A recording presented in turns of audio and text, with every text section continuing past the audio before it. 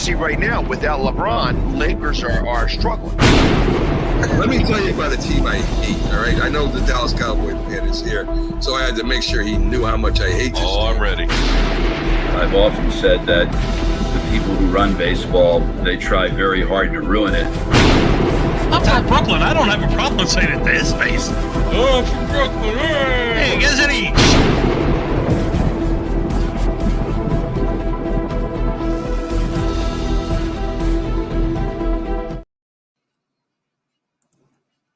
You're listening to TGI Sports Talk with your host, Keith Angle, on Northeast Streaming Sports.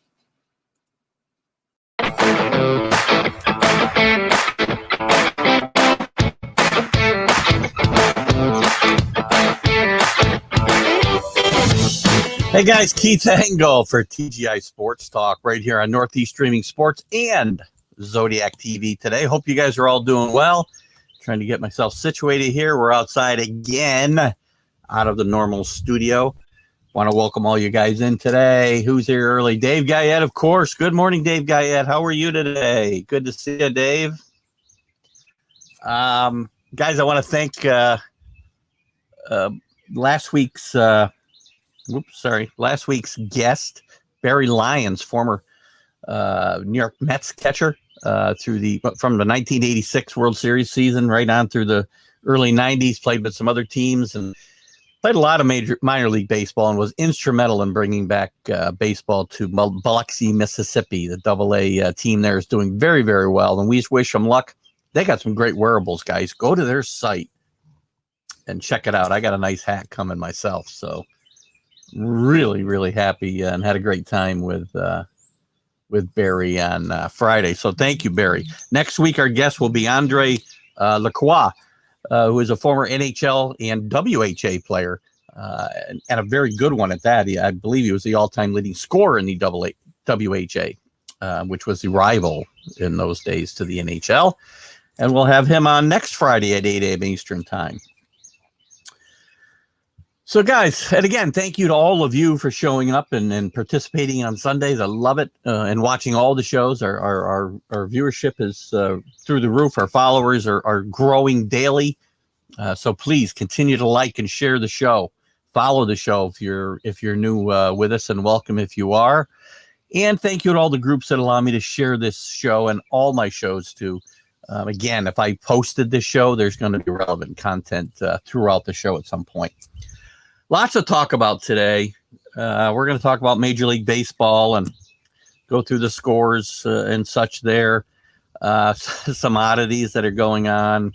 We'll talk a little bit about the White Sox and Tony La Russa, get your guys' opinion. I've got some I've got opinions and strong opinions on both sides of this topic, so it's very weird, as you might have seen in my vlog this week. We'll talk a little bit about it.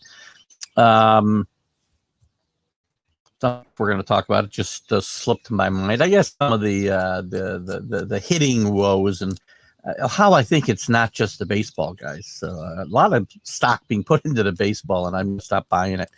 But we'll go through the scores here in a bit. We'll talk about NBA playoffs. I'll give you my prediction for each and every series, and also look at the scoreboard.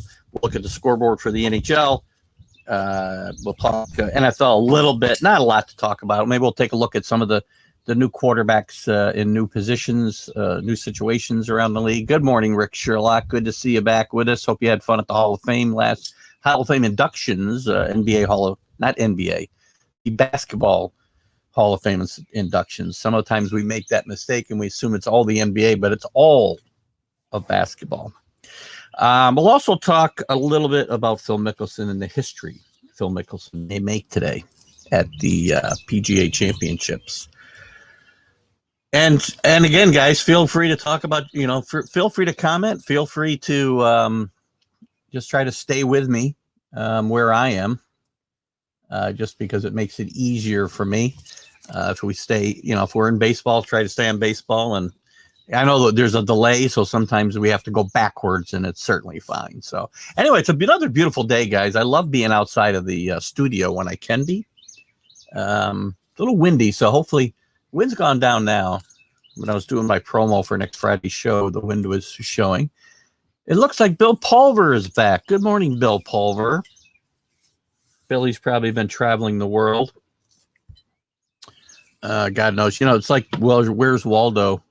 Where's Bill Pulver? Good to see you, Bill.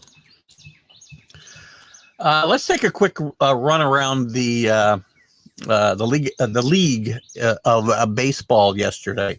Yankees continue to play pretty well. We'll look at the standings real quickly. They win 7-0 over the White Sox, who I mentioned earlier. We'll talk at the end of after we get through the scoreboard. I want to talk a little bit more about Tony La Russa and some of his comments this week. Garrett Cole struggled with his control yesterday, but again, up a great game pitched by Garrett Cole. Yankees are on a streak of great pitching right now. Great starting pitching.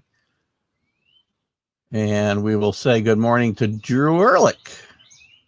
Yes, the usual Sunday gang is here pretty much. We're missing Kenny Gifford so far. Kenny also often has to wait for his breakfast sandwich, I think, before he can join us. So, but good to see you, Drew. So anyway, great game out of the Yankees yesterday. Cole pitched 7 innings, gave up no runs, only 4 hits. Did struggle a little bit with his command yesterday, but again, this man is great. And I have to mention, because I've really been on Gleyber Torres. Gleyber Torres is coming out of his batting slump. He was 3 for 4 yesterday with 4 RBIs, I believe, if I remember correctly. And he's playing some steady defense. I mean, adequate defense. He's not. Look at and I know Rado won't be here today, but Rado and I get going back and forth a little bit about Gleyber and Gary Sanchez, but he's not really on the Gary Sanchez bandwagon, I don't think, anymore. But Gleyber is not a shortstop. Right now he's making the plays, and I'll be honest with you, adequate is fine. Just make the plays that you need to make. I don't need spectacular plays, and then you don't make the routine plays. So keep doing that, Gleyber, and you will be okay with me. That's a lot of time on one game. The Rockies actually win a game over the Diamondbacks. Again, not much to talk about if you're a Diamondbacks or a Rockies fan. It's going to be a long, long season, guys. Long, long season. Escobar for Arizona was 2 for 5 with a home run, and Fuentes, the third baseman for the Colorado Rockies, was 2 for 4 with a double and a couple of runs yesterday. Loss in that game. The Nationals and the Orioles in a slugfest, 12-9 yesterday. Ryan Zimmerman, who actually, yes, is still playing, believe it or not. Ryan Zimmerman still with the Nationals after sitting out last year due to the COVID situation. It was 3 for 5 with a home run and 3 RBIs. And Santander with the Orioles was 3 for 4. The Orioles are just not any good, guys, and they don't have any talent. I read an article where the manager was in trouble there, and you look at how can you be firing your manager when you put that type of team on the field at the major league level? Can't. I mean, it's the nature of the business. When you get fired, but gosh, you have no chance. Rangers beat the previously hot Astros 8-4 yesterday.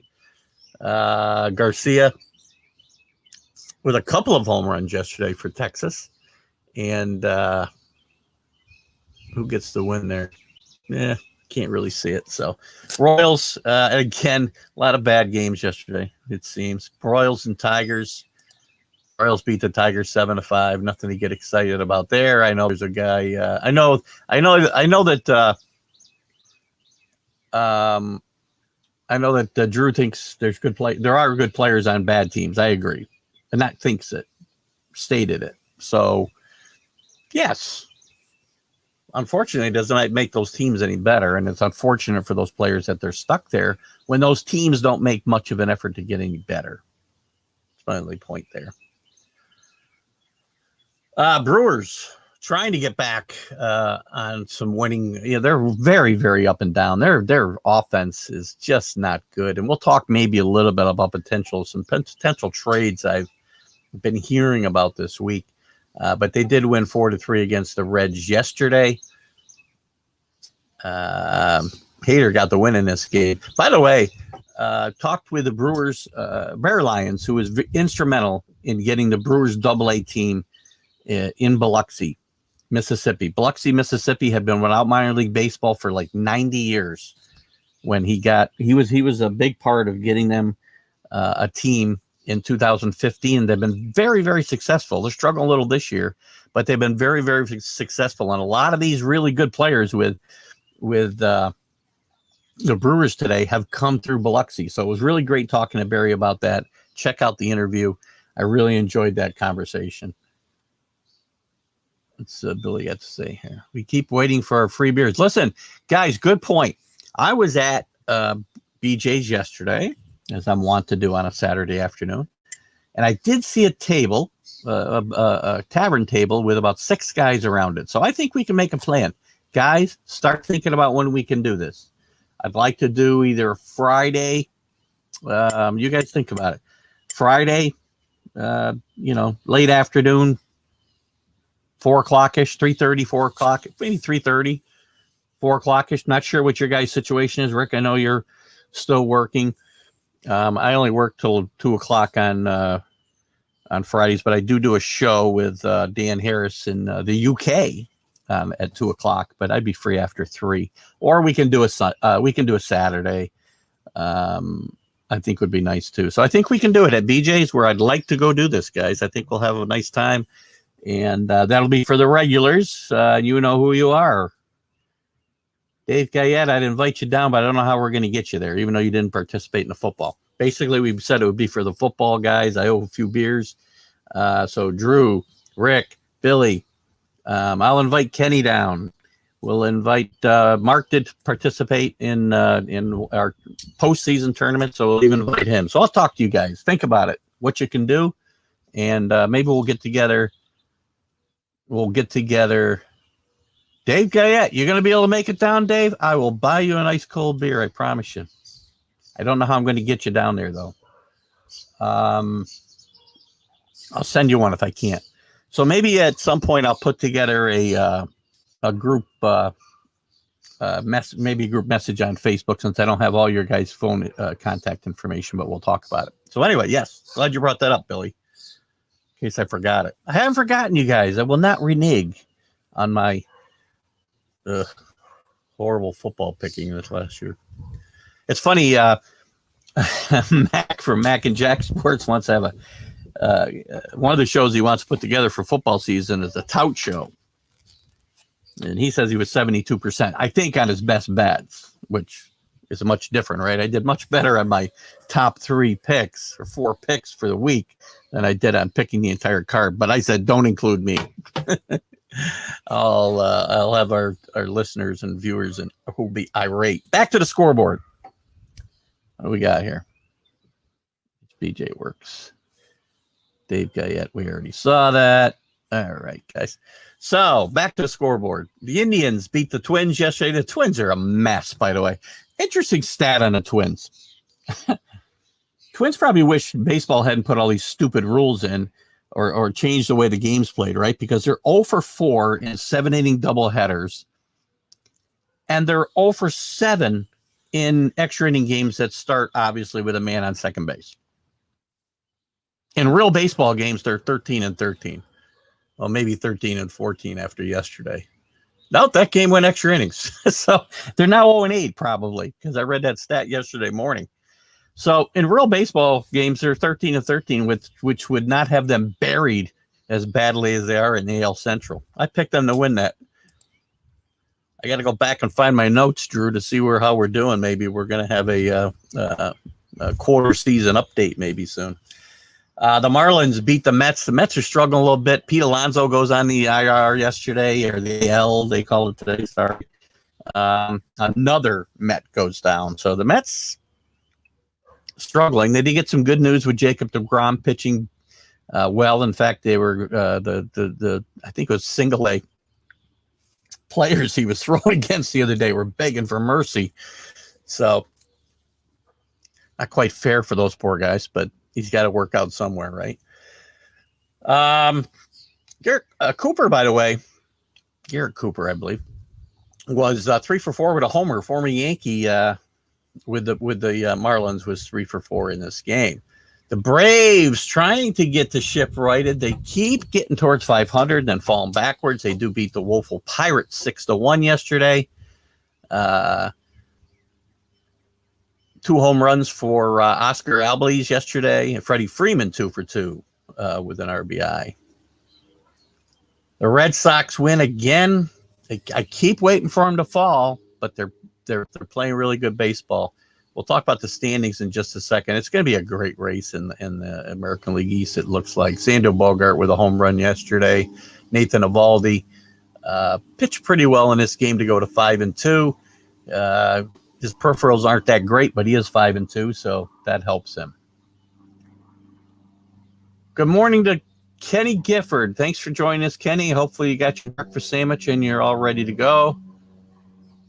More fans will be allowed at games here soon. A lot of teams still. I was going to look for an article on this, but I found it's nothing set in stone for a lot of teams yet. So I believe New York City is going to at least, I want to say, they could be going as high as 70% capacity. I heard by the middle of the next series with Atlanta, which we'll talk about in a second or a little while, they would be able to have 13,000 plus at the Garden, but right now they've got about 2,000. So we'll see. But yes, they will be being adjusted very soon, depending on the state that we're talking about. Different states still have not, adopted any new guidelines. I saw something about Vermont where they're not going to remove their mask mandates or change anything. Not that they have Major League Sports, but they wouldn't be changing anything until 80% of the population had at least started the vaccination process. That's enough of that. The Cardinals 2-1 over the Cubbies yesterday. Yadier Molina 1 for 3 with a home run. Who's the winner? Alex Reyes with the save there. 14 saves for former starter Alex Reyes. Off to a really good start in their bullpen. Converted starter, as I said. The Dodgers with a big win over the Giants. Time for them to start righting the ship, and they are righting the ship a bit. Muncy with the home run, 3 for 4, home run and an RBI for him.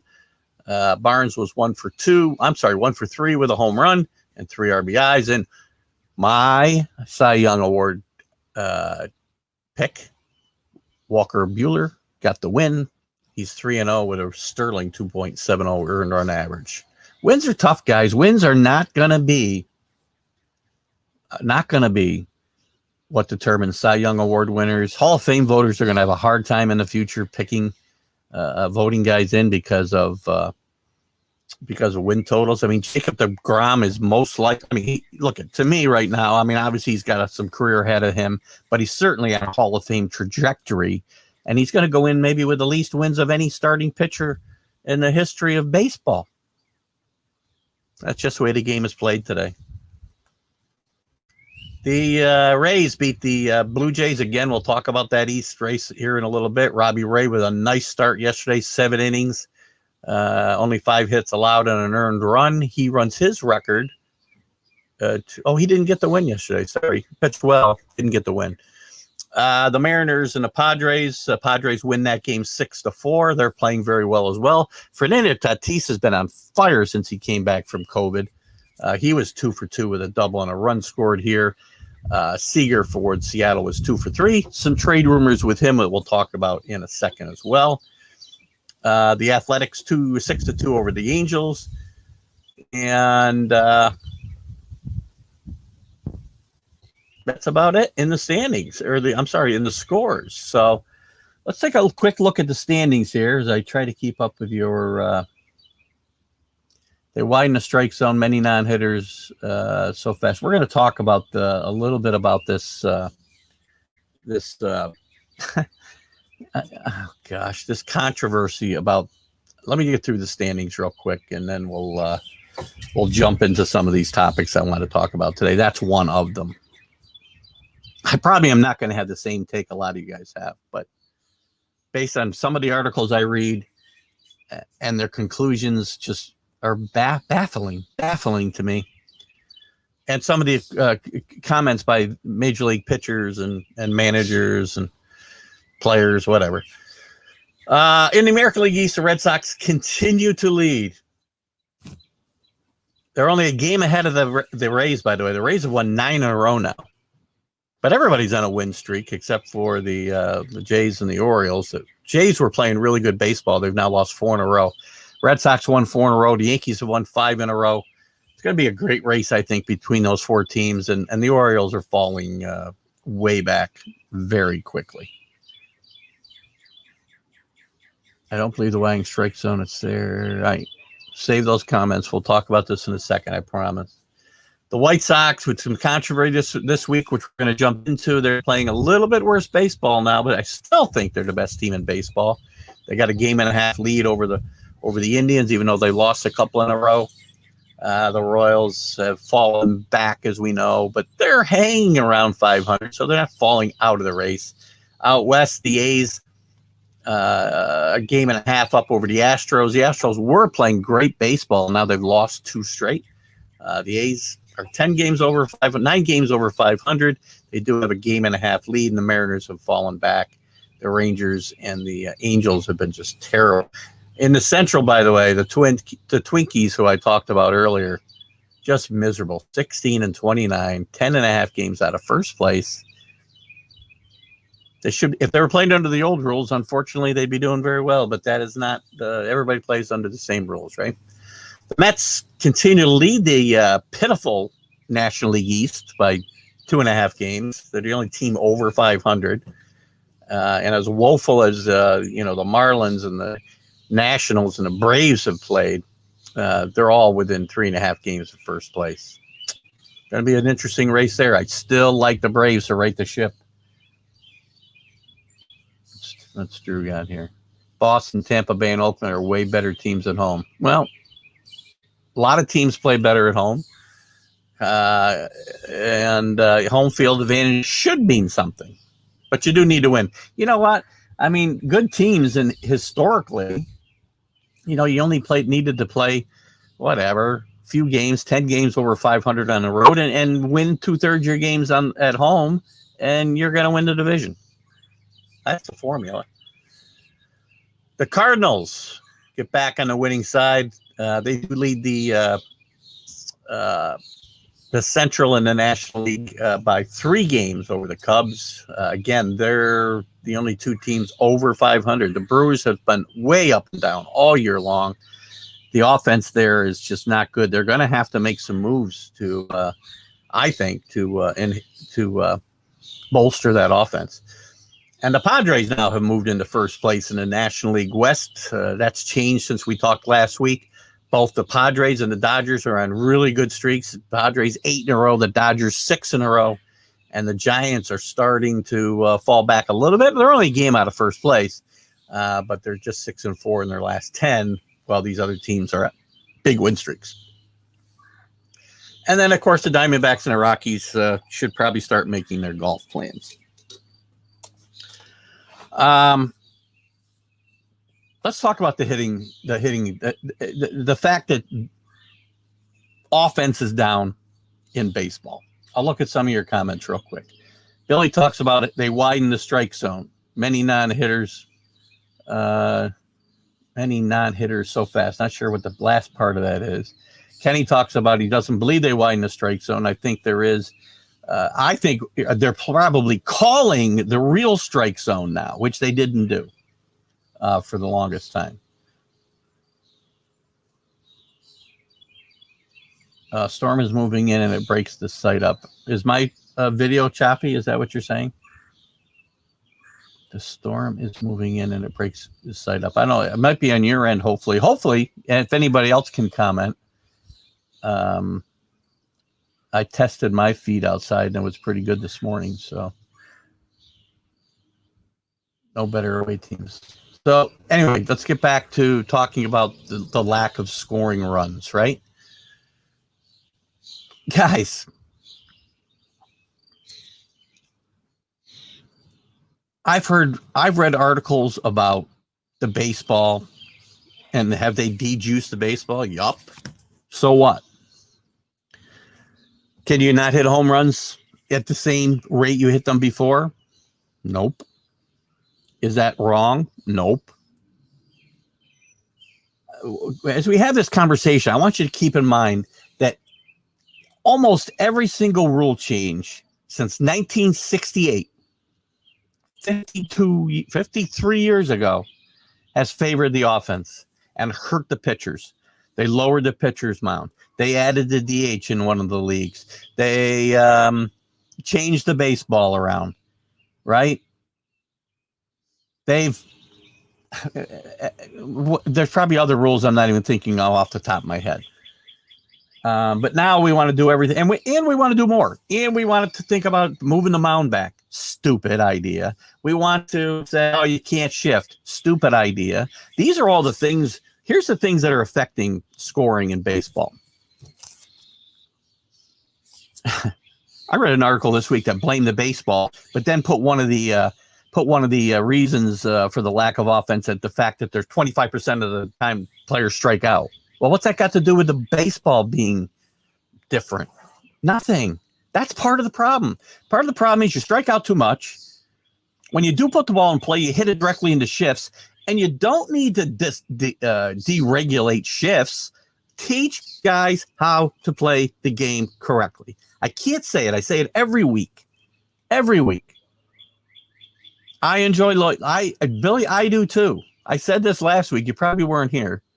Added 5 inches back and then juice the ball back up. The problem is they can't hit.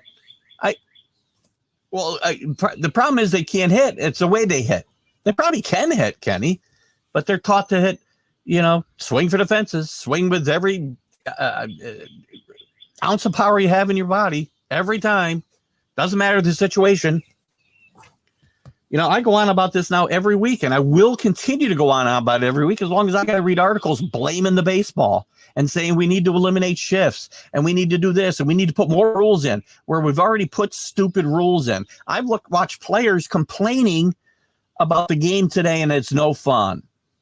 I'm agree with Billy. I love low scoring games that are well played. Watching that Corey Kluber no-hitter and Garrett Cole's pitching performance the week before, and the way the Yankees have pitched for the last week, basically, great baseball. If you don't like it, the game's not for you. This game was not designed to be 10-8 home runs, strikeouts, and walks. That's what's boring. Guys write about in articles, the ball, the rabbit ball, and one thing that came up this week, and maybe it's true, is that pitchers they're finding a lot more illegal substances on balls. I'm looking through some of your Kenny's saying yes. I was asking about my feed and how it was. Kenny said yes, but I don't know whether it was yes to it's on his end or my end. I get right. Teach them how to play the game. These hitters have had it easy for so long. Steroids got ignored. We'll talk about that a little bit in a second too, right? We juiced the baseball. We made the ballpark smaller. We lowered the mound. That's the other thing I forgot was making the ballpark smaller and more hitter friendly. So, come on, guys. If you want to hit in the major leagues, then learn how to hit. I don't need guys hitting. I don't need 30 guys hitting 40 home runs a year. That's not. The record books are just going to be abysmal, in the years to come. What, Kenny? Did I get this? I did do that. And again, I think they did all this stuff. Speed of the game. The speed of the game was the big problem that we had. Now we've sped up the games a little bit. I'll be honest with you. The speed of Yankee games is so much better, except I guess probably when they play the Red Sox, we'll go back to 5-hour games. But the speed of the game was the thing they put a lot of rules in for. They put it in, start calling strikes on more. You can't back out of the batter's box. You can't leave, walk around the mound between pitches. We don't need clocks. So just enforce the rules that are in the books. The game will speed up, which means calling the correct strike zone, which I think they're doing more of. Now, if that's a problem for hitters, again, adjust. You adjust. Why do we need to put rules in to make it easier for hitters? Again, adjust. Learn how to play the game. Pitchers have improved. I agree. The technology has gotten better for pitchers, and just like the technology got better for the hitters for a long time. The bats got better. Even wooden bats, they made more effective when you hit it hard. Kenny says it's because the younger generation won't go out and play the game, whether it's softball or stickball, and learn the game. I agree. You know what, Kenny? I'll tell you what. I mean, I'm not gonna say I was a really good ball player, right? But when I was younger, I was really, really bad. Little league. And then you move up to like wee men years, right? I got better because my brother and I, alone, two of us went out in the backyard against an old barn with a tennis ball that we tore the cover off of and a baseball bat. And we threw the balls, and you could throw, by the way, a tennis ball with no outer core on it or outer covering on it. Pretty freaking hard, man. And we do it from about, 30 feet. And I'd hit right-handed, I'd hit left-handed. He was the Mets, I was the Yankees, and there's a trio. We had all these rules, whatever. I got better doing stuff like that. And I became, I thought, a competent ball player through my high school years, through my fast pitch years, which Kenny and I played a lot of years together in the Amsterdam Night League, and enjoyed it. Now, I wasn't a great player, don't get me wrong, but kids today don't learn that way. That's well, first of all, kids are not even gravitating to baseball the way that they used to, which is a big thing. The storm's on the mountain, I guess he's saying. Okay, good. Pitchers have improved, and we already talked about that. Where's Kenny got? You played a good third base. Well, thank you, Kenny. I enjoyed those years. Had a lot of fun. We had a lot of fun. We didn't always win all the time. But we had a lot of fun. Missed those days a lot. And Kenny was a very good, Kenny was a catcher in high school, left-handed catcher, which you don't see a lot of. And he also, I think you pitched in high school, right, Kenny? And played first base for our softball team. We had a lot of fun. Kenny was fast. You still fast, Kenny? And kudos to Craig Phillips. We will say that since we're talking about baseball. Let me send out kudos to Craig Phillips. I'm getting, and correct me if I'm wrong here, Kenny, but I think he got his 800th win coaching Fort Plain in Section 2. Great. I mean, Craig Phillips is an institution in Fort Plain. He was there when I was there, and Kenny was there before me. Craig Phillips, a tremendous high school coach, and coached some great kids. Got a few friends that I keep in touch with through Facebook that I met playing ball against them in high school, going to baseball camp at Lemoyne, playing some semi-pro a little bit around. We had a semi-pro team for a while, and we played some of those kids. Would play out in the St. Johnsville team and such. We had a lot of fun. Fat. I must have missed something. Fat Craig. You might. Oh, you're fat. Kenny's shoulder. I don't know if Kenny's shoulder actually ever popped out in fast pitch softball. Kenny, I do remember. Again, you guys are just a couple years older than me, but I do remember Kenny having some shoulder issues. So we turn to the first section of the show today, guys. So hopefully we're not chasing all our national people away. We do like to do this, so that's our Sunday shtick. So anyway, that's my riff on the scoring, right? Let me talk a little bit about the Tony La Russa story this past week, right? If you don't know it, last week, I don't remember the day, that they were the White Sox were up 15-4 against the Twins. The Twins had put in a position player whose name's not coming to me to pitch late in the game, and Mercedes got up in, I think, the ninth inning, 3-0. He swings at 3-0 and hits a home run.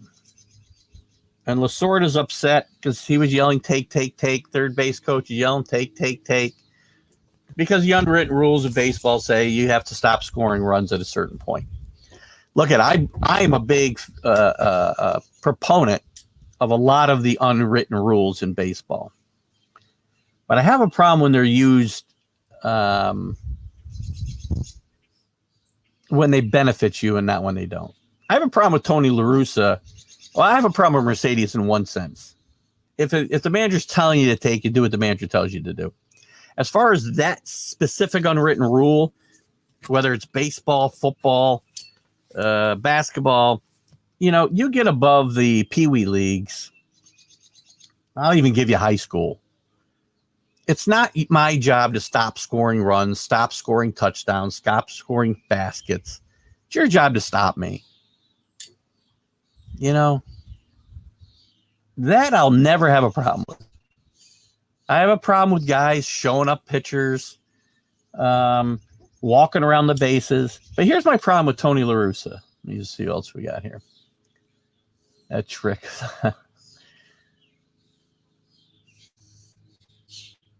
Yeah.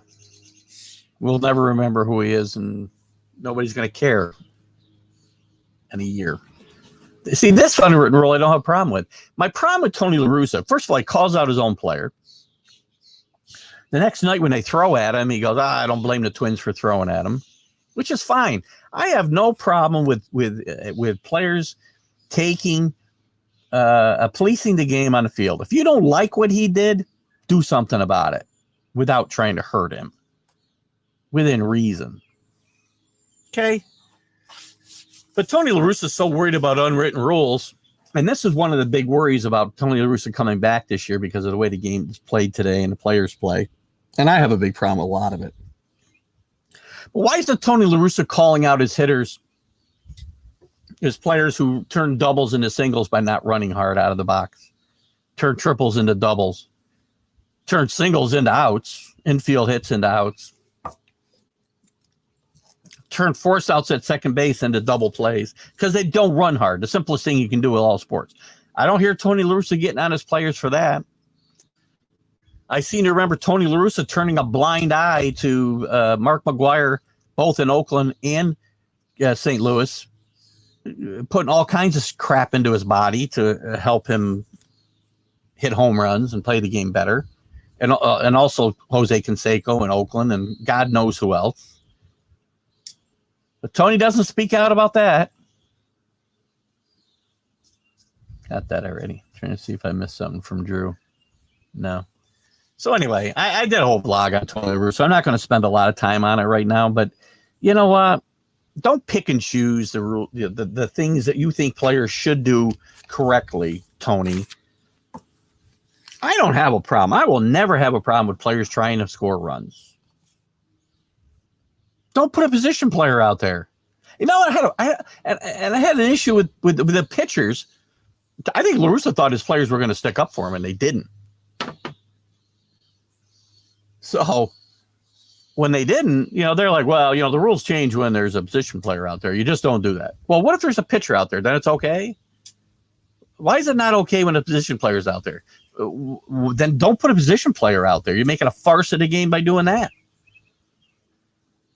Hate them putting position players out there. Put pitchers out there. You guys get hurt. Jose Canseco hurt his arm. Great player. Say what you want with the steroids and whatever. I just said it. Jose Canseco's career was affected by the fact that he hurt his arm coming in to pitch in a blowout. They're not built to do that. Why do it? Silly. You score whenever you can. I agree. Especially when guys are, the same thing with running the bases, Kenny. There's a rule, after X inning, I don't remember, whatever. At some point in the game, you're up 6 runs, you'd stop running. You can't steal bases. Not that we steal a lot of bases in the major leagues today, but why? Nobody's ever come back from a 6-run deficit? So we get up 6 runs, we should stop trying to score runs. You get up 4 touchdowns, you should stop trying to score touchdowns. No. So again, my problem, and I get put in a predicament in this particular situation because I am very old school, and I do believe in some of these unwritten rules in baseball. But this isn't one that I think is that big a deal. Stop. You stop me.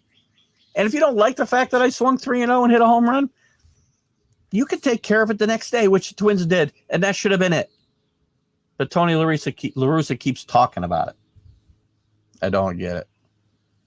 Sorry, Drew. I keep putting up that same comment. I'm trying to make sure I don't miss any. So anyway, that's a Tony La Russa deal. You can watch my vlog from Friday, I guess. You know, we talked about the no-hitters. We talked about the hits. Let's talk a little bit about trade rumors a little bit. Let's talk now about Max Scherzer in Washington. Washington still thinks they can win the East, and until somebody separates themselves, they're probably going to think that. But if Max Scherzer does not extend himself, if Scherzer and Washington doesn't come to an agreement on extending his contract, and they're kind of falling out of the race by July 31st, I think you can expect Max Scherzer to get traded. Where he'll go, kind of up in the air, but there's going to be a lot of teams lining up for Max Scherzer, I think, if that in fact happens. Some of the other rumors that are going on about are the White Sox needing corner outfielders with some of the injuries that they've had, and great interest in Chris Bryant from the Cubs. Joey Gallo would actually be a good left-handed power source for them. Not a great average hitter, but he would add some power from the left side for a very right-handed lineup there in Chicago. And also Sterling Marte, who's been out since about week 2 with if I remember right, a hamstring injury. So the White Sox talking about making some moves to bolster their injured offense. And they're still, again, I still think they're the best team in baseball, unless their manager loses the locker room. Yankees, to me, it's looking like Hicks is out for the year. He's going to have surgery on his wrist. But Aaron Boone is holding out hope that he can come back. If he can come back, he's going to have no strength in that wrist. And he wasn't hitting before. And I don't hold out any hope. The Yankees left themselves woefully short in the outfield. And now they're talking about, bringing in some help. And so the question is, do you bring in somebody like the rumors earlier, or I guess Friday, were about Delino DeShields Jr., bringing him in. He's a nice player, but he's not going to be a difference maker, I don't think. The question's probably going to become whether they bring up really, if I'm saying his name right, one of their top prospects from the minors at some point to bolster that outfield. They're not going to be able to play, I don't think, guardian center field for any extended period of time, or some of the other guys that they've got on the bench there. They left themselves very, very short in the outfield. Again, during Kluber's no-hitter the other night, we got Wade all over the field, and he's in right field where he hardly ever plays. When he plays the outfield, he plays left field. And there was a kind of a tough play in the 9th inning where you had to hold your breath whether Wade was going to, number one, get to the ball, and number two, secure it. So I think he did a very good job. But the Yankees need to adjust there. Let's see. Rick says, when I was coaching my son's rookie league team with the big league, I told my base coaches not to send anyone. I still had my best pitcher on the bench. The ump overheard me and told me he wouldn't do that. We won easily, but I hated running up the score.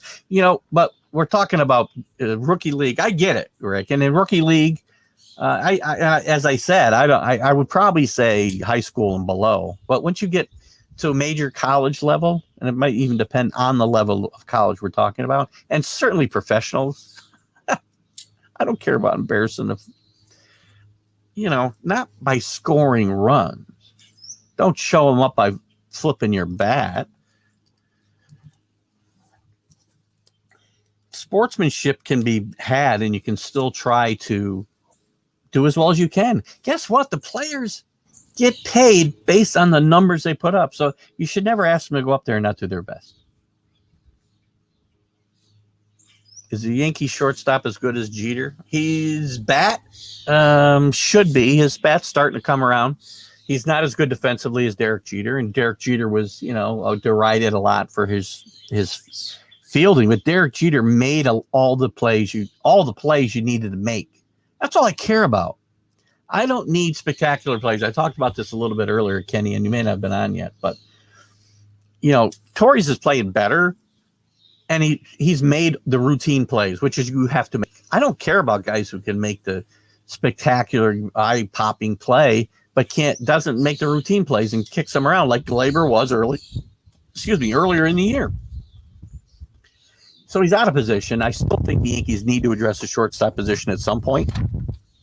I doubt it's going to be this year.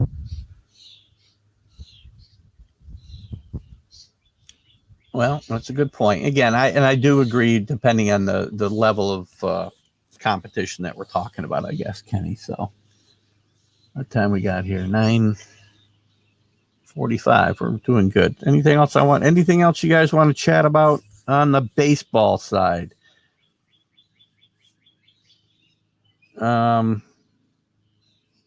I didn't talk about the Brewers, by the way. They're another team that needs a bat, and they're talking about Bryant, and they're talking about Suarez from the Reds, and they're talking about Seager from Seattle. They need some bats. The Brewers are going to be in trouble, and they got great pitching. They're going to waste it if they don't get it together. So we'll see what happens there.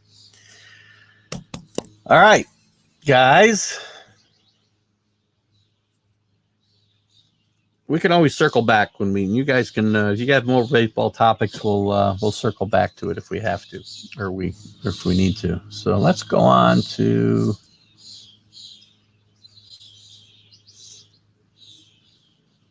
Well, I didn't change my what do you call it for that? Of course, guess it doesn't matter.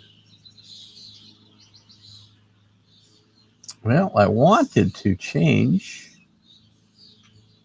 Apparently I can't because I don't have an NBA banner. All right. Anyway, NBA playoffs are underway. I'm going to go through my picks for these series, but I want to go through the scores real quickly as we are pretty much underway as the play-in tournament ended with with Boston and Washington advancing in the 7 and 8 seeds in the East, and the Lakers and the Grizzlies advancing in the West.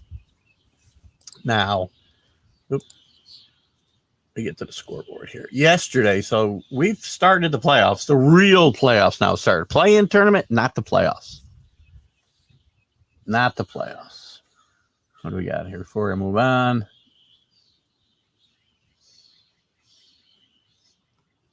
Kevin Pillar got hit in the face the other night. Very funny. There was a funny meme. It was a funny meme. Kevin Pillar got hit in the face. I'm not laughing at Kevin Pillar. It was a very scary situation. They took him to the hospital for CT. He was bleeding pretty badly. He had some contusions. I don't know exactly what the injuries end up being, or I don't think he's going to be out that long. And it was pretty ugly to watch. It always is when you see a guy get it in the face. But the very funny meme I saw was, I don't remember who the basketball player was. They showed a split shot of Kevin Millar taking a baseball to the face and an NBA player, flopping on a defensive play, and total seconds spent on the ground. Kevin Pillar spent like 30 seconds on the ground. This guy took a flop and faked getting hurt. Hopefully he faked getting hurt in the NBA. Oh, he got poked in the eye. That's what it was. Poked in the eye. Sorry. I don't mean to laugh. Guy got poked in the eye. Could have been serious.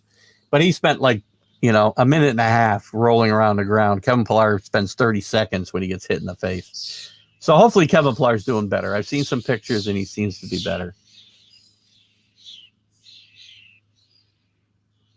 Yes, I will second that, Kenny.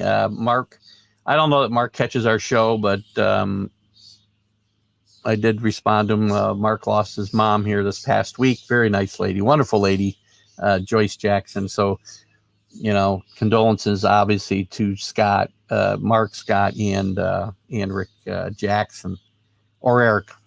If you're watching, I'm sorry, I can't get Rick out of my head. I know Kenny calls him Rick, I think still too, but so my condolences to them. Mark's had a couple of rough years, obviously, so hang in there, buddy. Let's move on. NBA playoffs, guys.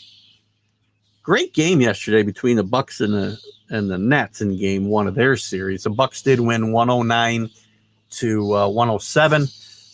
Duncan Robinson for the Heat had 24 points, 7 rebounds, a couple of assists. And Chris Middleton actually was the kind of the force for the, not the Greek Freak, was the force for Milwaukee with 27 points and I think 9 rebounds and 4 or 5 assists. And the Bucks win 109-107. I'll look at all these matchups here in a second. I'm going to go through them quickly, and I'll give you my predictions on each one. The Mavericks stunned the Clippers. I don't like the Clippers. I'm not a big fan of Lou, the coach. I'm not a big fan of the way they play the game of basketball. I'm not a big fan of the way they treated Doc Rivers. But they lose to the Mavericks, who are playing really good basketball right now, by the way. 113 to 103 at home. Both these teams have taken 1-0 leads, by the way. The Nets struggle a little bit, but they get it together again. The Nets issue is chemistry. These guys, their top three, the big three, Durant, who I think when he's healthy is the best player in basketball, James Harden, and Kyrie Irving, for different reasons, they've missed a lot of time. They have played a total of 200 minutes together before the playoffs started. Now, they get the Celtics in the first round, who are not playing well. They're without Bryant, one of their best players. And this should be a good time for them to get tuned up and hopefully get some team chemistry and learn about each other on the court. It's a little late in the season to be doing that, but at least they've got some time to do that maybe here in the first round. The only problem may be it may not go more than 4 games or 5 games. But they win 104-93 yesterday. James Harden did have 21 points, 9 rebounds, and 8 assists. And for Boston, they were led, as you can tell, very badly. 11 points for Robert Williams and 9 rebounds and an assist. The Celtics are not very good right now. And the Trailblazers upset the Nuggets on the road. Trailblazers are another team to watch out west. They're playing well, 123-109, despite Jokic's triple-double of 34 points, 16 rebounds. Oh, and 1 assist. I thought he had a triple-double yesterday. I apologize. Guess he had a good double-double. And Damon Lillard, I can never say his name in there. I'll say Lillard. 34 points, a couple of rebounds, and 13 assists for the Trailblazers. Very well done. And we're going to get to the Knicks in a second for sure. That's the scores. Let's take a quick look at the playoffs in general. The Knicks, lots of exciting stuff going on with the Knicks. First time in the playoffs, in at least 7 or 8 years. First time with a chance to actually win a series, and maybe more than one series, who knows, in quite some time. The excitement's back in the Garden. This team plays hard. This team plays defense every night.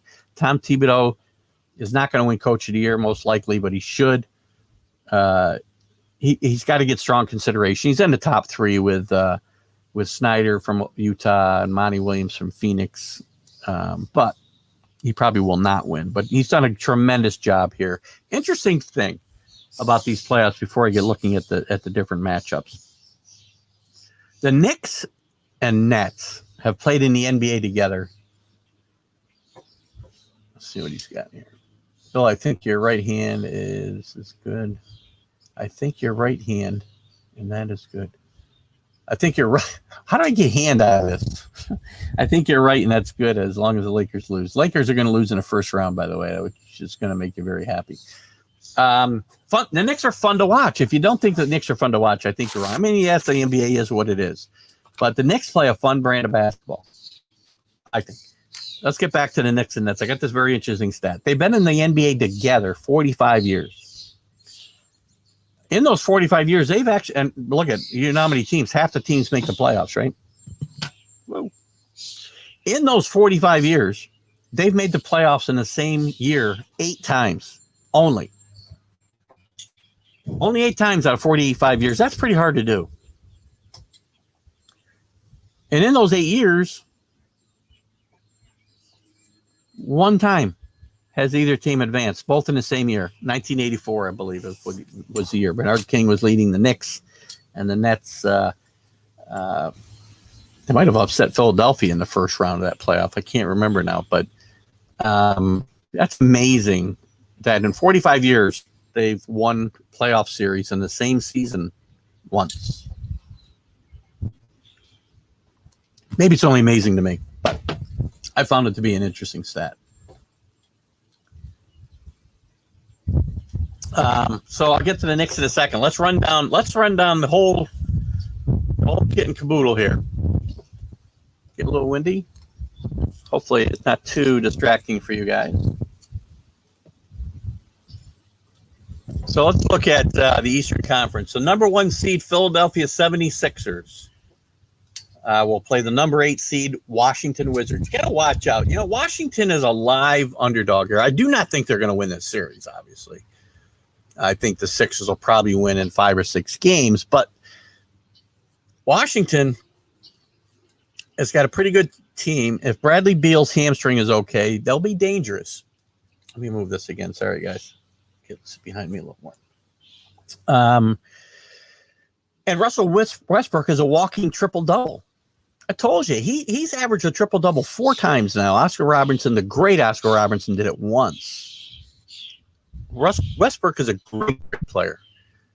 Never played with really good players around him. Best teams he probably had around him were in Oklahoma City when he was, just a young player. So I think, they have a puncher's chance here, but they're not gonna beat the Sixers. I think the Sixers will win in 6 games. The Nets versus the Celtics. If Bradley was healthy, I'm sorry, I said Bradley, Brown. Jaylen Brown was healthy. I might give the Celtics a chance here. They've been so up and down this year, but without Brown, I don't think Tatum and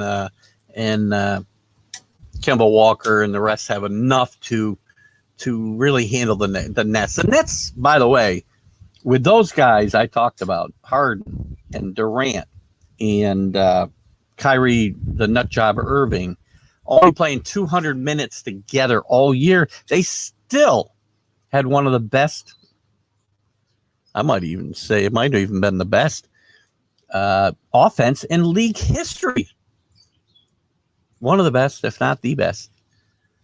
So, and that's with those guys playing 200 minutes together. Please tell me Steve Nash. Tell me how Steve Nash has not done a great job there with those guys missing as much time as they had.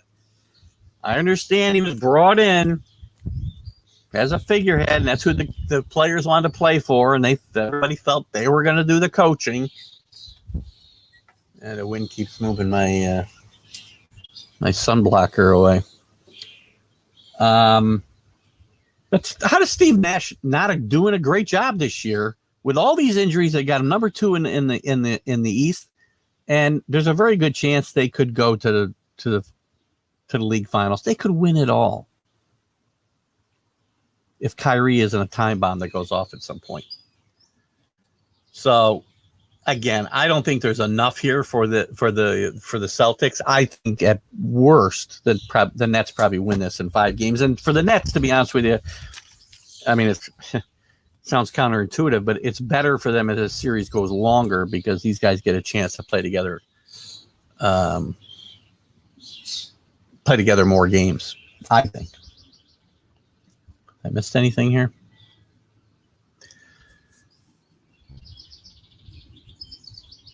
So let's get to, gosh, where's the other series here? All right, I gotta change my stance here because for some reason I don't have my matchups. Let's go here. So that will give us the 4 and 5 seeds. Oh, let's go to the Heat and the Bucks. Heat and the Bucks first. This is going to be a really good series. I think it's fairly evenly matched. I think the Nets were lucky to avoid the Heat, to be honest with you. They were lucky the Heat got that 6th seed, and the Nets are going to end up playing the Celtics from the play-in tournament rather than the Heat, because I think the Heat have a pretty good team. They've got a really good coach. Not that Boston doesn't, but a really good coach. And I think this is going to be a 7-game series. And I'm going to take the Heat to upset the Bucks because I think the Bucks are just missing something. The Greek Freak is a great player. Gianni, I can't say his last name. I'm not even going to try, but I'll keep calling him the Greek Freak. Great player. Milwaukee was playing better at the end of the season, but they were very up and down. And the Heat were playing their best basketball at the end of the season. If you remember last year at the playoff time in the bubble, they got hot and they actually went to the finals and nearly beat the Lakers. So I think that will be an interesting series in the East. Now we get to the games the series we really want to talk about. The Hawks and the Knicks. The Knicks, as I just said, what they have done this year has been just nothing short of phenomenal. The job that Tom Thibodeau has done has been amazing. And I can't say enough about this Knicks team. The only scary part about the Knicks right now is how Alfred Payton has played at point guard these last few weeks. Last 5 games anyway. I mean, he's played very badly. His body language is terrible, but it's very unlikely he's not going to start at least this Atlanta series at point guard and maybe only play a few minutes before Rose comes in. Thibodeau likes Rose coming off the bench, and Rose has been a tremendous asset to this team. This team really took off when Rose was acquired. All the different things that happened at the trade deadline, things that got moved, the most important deal in my mind was Derrick Rose coming to the Knicks. And as disappointed as I was as a Knicks fan with the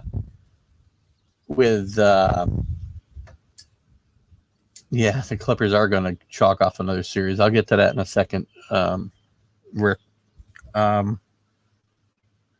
Guess it wasn't Doc Rivers' fault, eh? Where was I? Oh, Derrick Rose. All these other moves. Derrick Rose has been a tremendous asset. Oh, that's what I was going to say.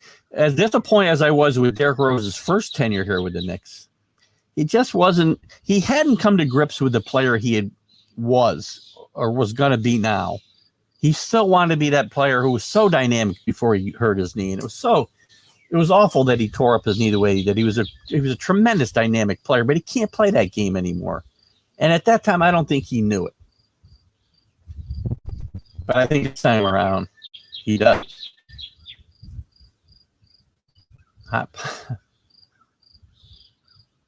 Kenny's wait, I guess we got Kenny's breakfast menu today. Hot pineapples.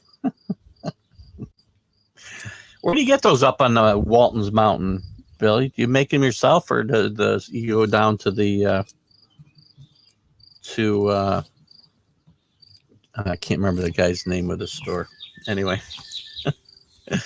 the Knicks I think the Knicks really match up good with the Hawks. Again, I think the Knicks were good it was a good thing they did not match up with the Heat in the first round. They've had their trouble with the Heat the last few years. But I think the Knicks match up really good with the Hawks. The Hawks have a lot of offense. I think they've got I want to say they've got 10 guys scoring in double figures, averaging in double figures. And Kevin Herter from Shenandoah, locally here, is a member of the Hawks, if you don't know, and a really good player. And there's a lot of really good players on the Knicks, including Trae Young, who's really becoming coming into his own as an NBA superstar. But I think the Knicks have the defense, and I think the Knicks' tenaciousness is going to pay off and win this series. Now, I don't think this game will go 6 or 7 games.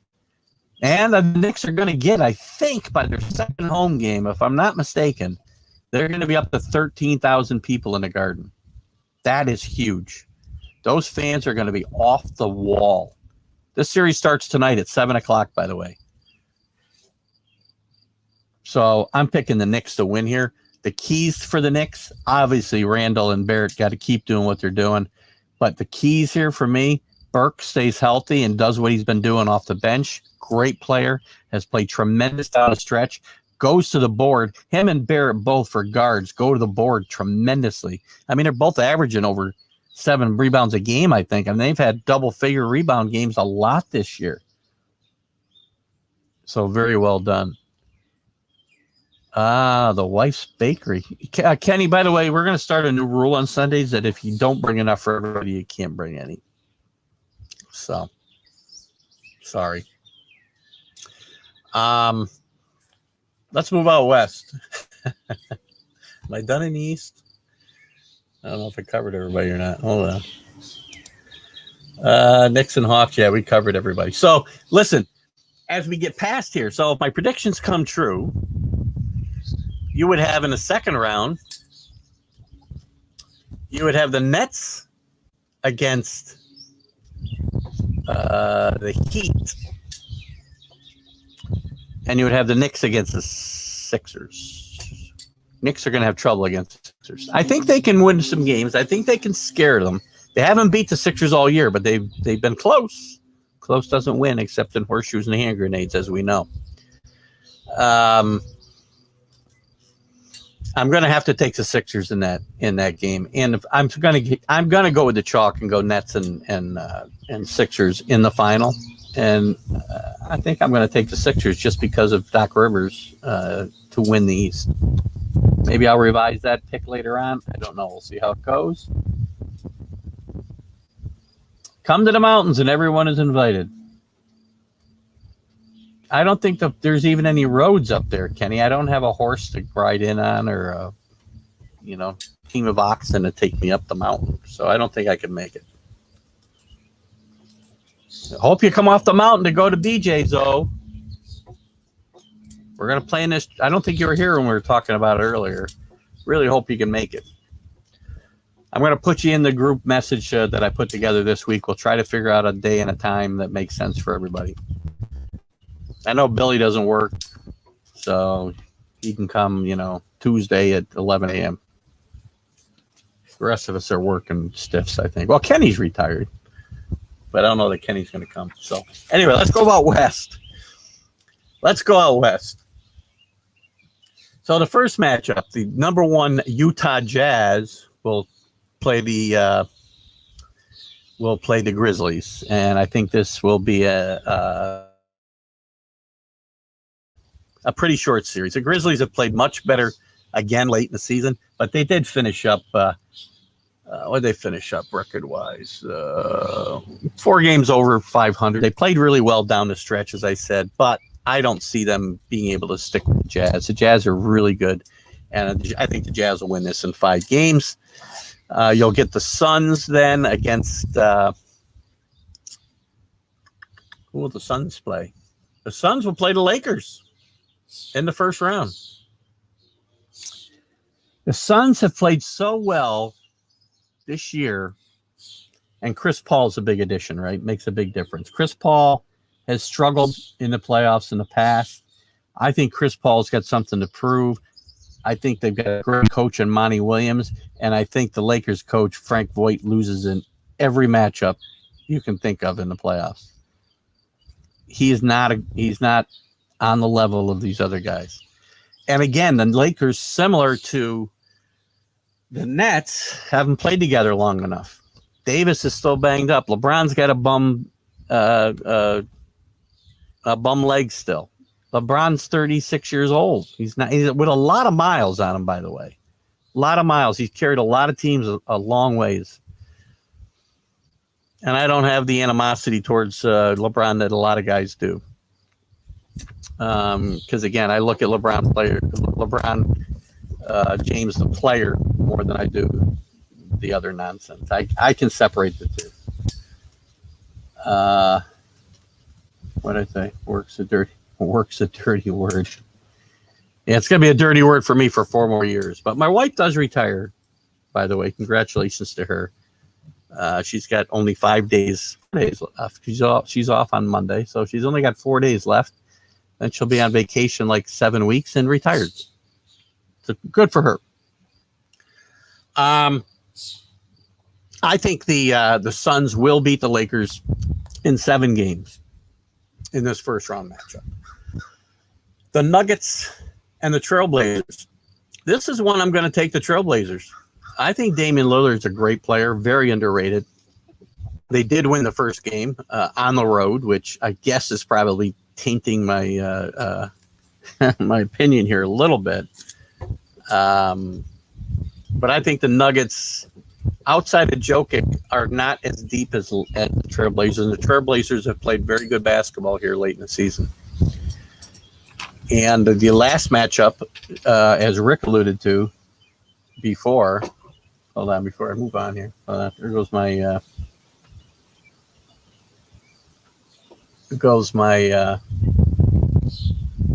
trying to get my assistant over here to help me with my, bear with me, guys. Got to step away for a second.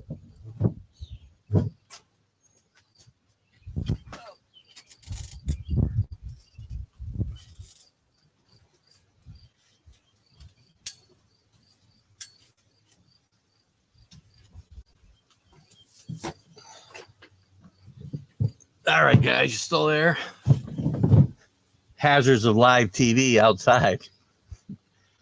I was trying to wave my executive assistant in, but she wasn't seeing me through the door. What was I talking about? Oh, Rick had mentioned earlier about the Clippers. I'm not a big Lou fan. I don't like the way the Clippers treated Doc Rivers. I don't like the way they play basketball. I got to comment on this in a second. And I'm going to go with the underdog in this matchup. Well, underdog. It might be. It's a 4-5 matchup. I like the Mavericks. I like Rick Carlisle as a coach. I like the 2 big kids from you. I mean, I love the big 2 Europeans on this team. They just play really good basketball. And if they stay healthy, I think they'll win. Let's see what Billy. LeBron 36, Tebow 33. What's the big deal? Not sure what the question is. How are you comparing LeBron and Tebow? Tebow's a joke, by the way. Tebow's comeback, and I'll talk about it maybe at the NFL point in time. I think it's a joke. It's going to be a sideshow. Tebow's a sideshow to begin with. And what's Kenny got here? Doesn't Kenny have something after that?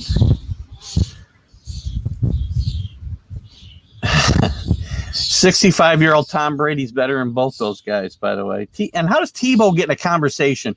Here's the thing. Age. I get it.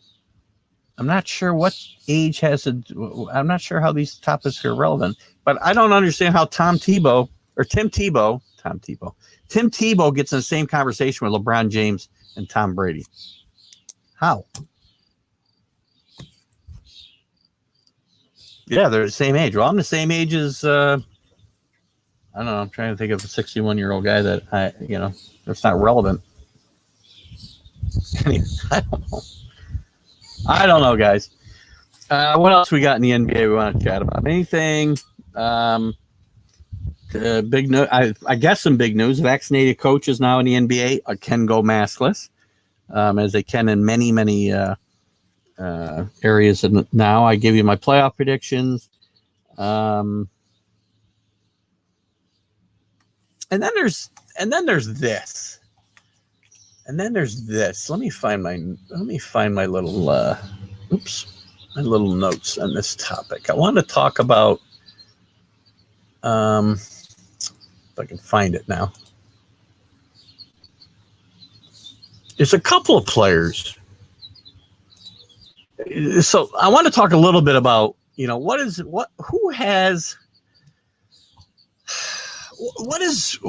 winning a championship mean to some of these players that are in the playoffs today.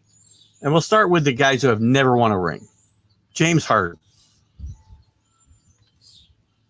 His total playoff record is 12-11 in series, right? 0-1 in the finals. He made it to one final. He's played really well. He's averaged 23 points a game. 5, almost 6 assists, 4 rebounds. Always down from his regular season predictions, though. His peak was to get into the 2012 finals with Oklahoma City. His playoff pain was losing with Houston so many times when they were close. You know, so what does it mean to him for him to win? I think it would be. It would be tremendous for his legacy to finally win, because he has a reputation of not being able to win big games. That's probably going to be a common theme with some of these guys I chat about here for a second. You know, he's been ridiculed for his defense, and he's playing a different game right now, right? He isn't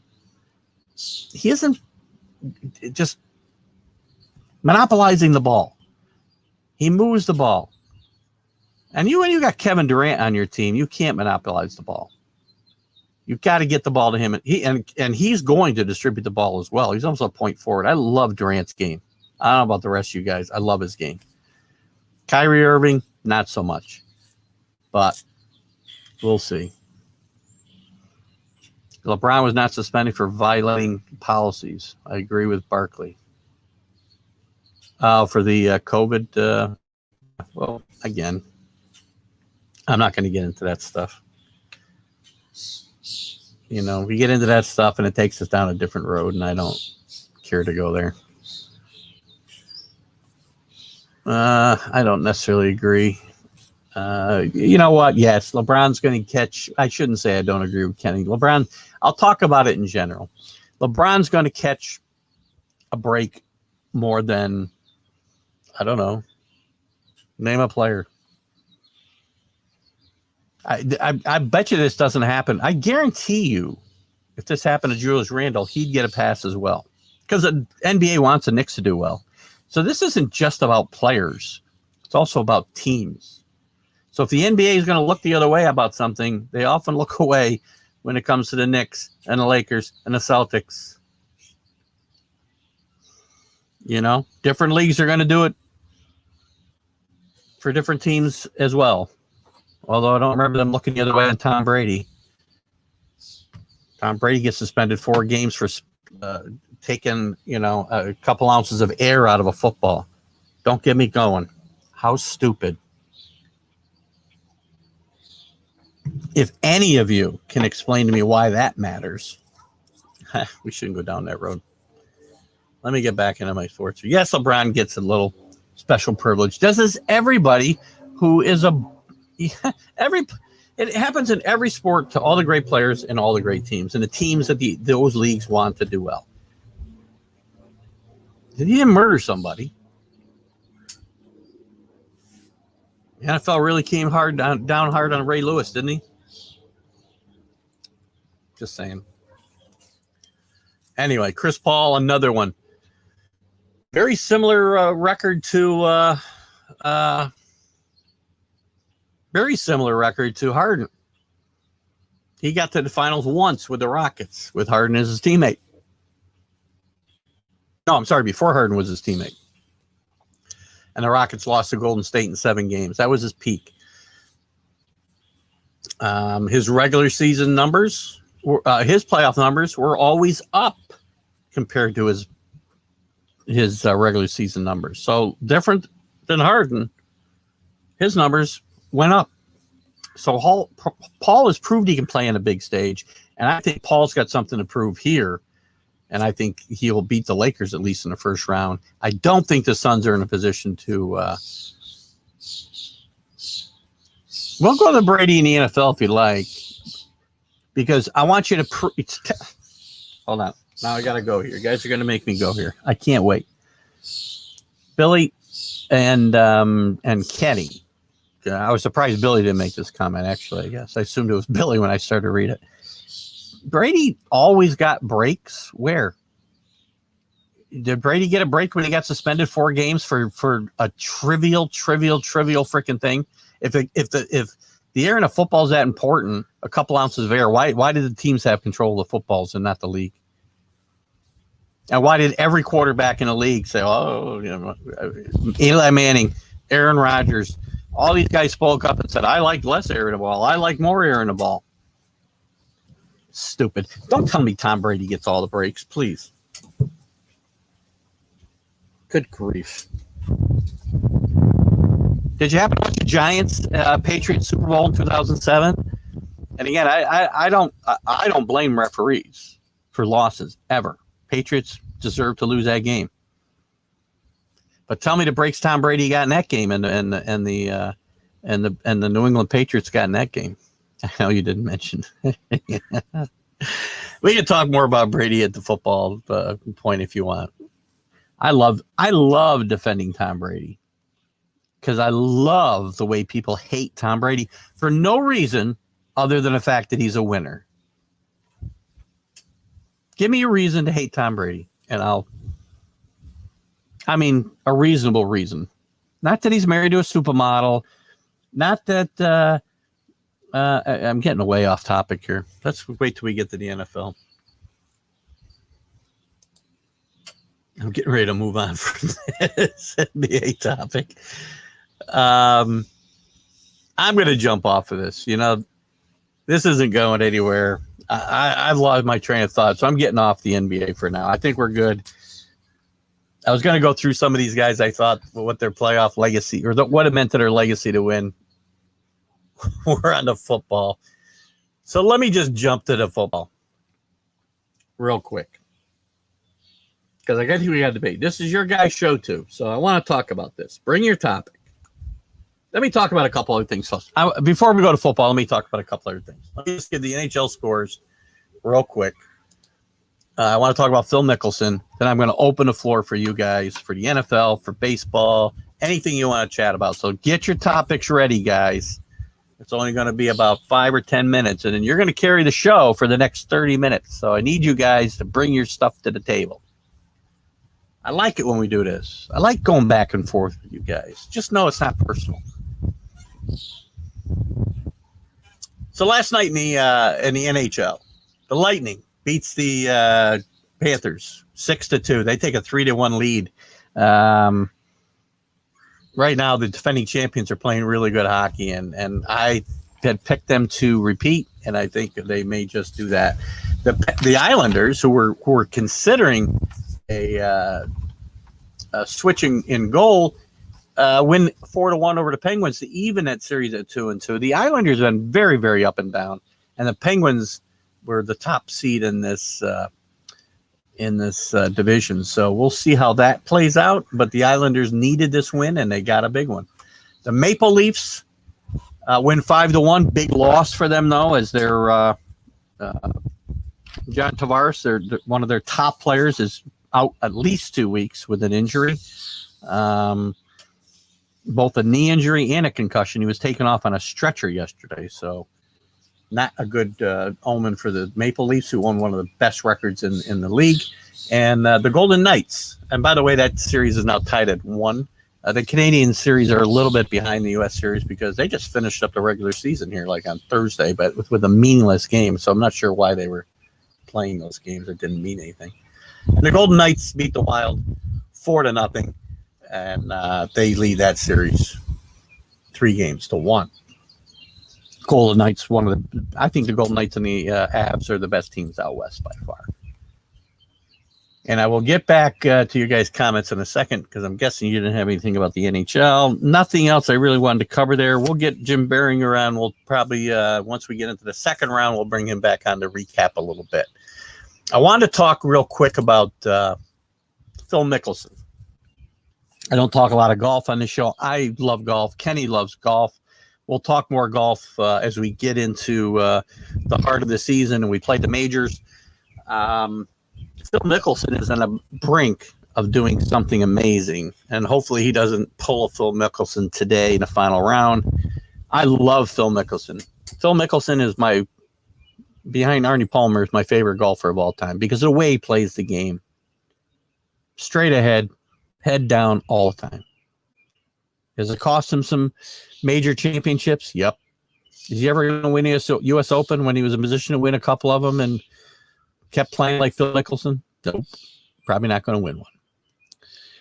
But Phil Mickelson's in a position today to be the only 50-year-old to win a major championship.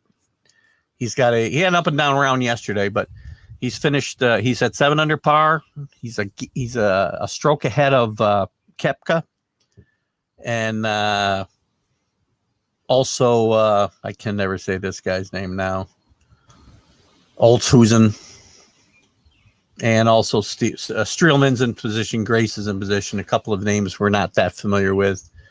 Shambo, I guess DeChambeau could make a run. He's a 2 under, but it's probably between these top 5 guys. Phil Mickelson, I will be pulling for you today like no other. Like no other. I'm a big Phil Mickelson fan. I want him to win this major championship at 50 years old. And it would be an amazing accomplishment. And I'll be rooting for you all along. So, Kenny, let's see. I know we got. Let me see. I don't want to. I'm looking for any Phil Mickelson. We'll get back to these comments in a second.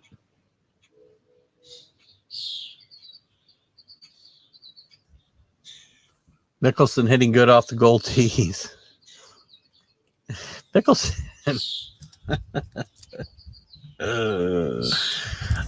Billy. Mickelson's a great player. I'll tell you what.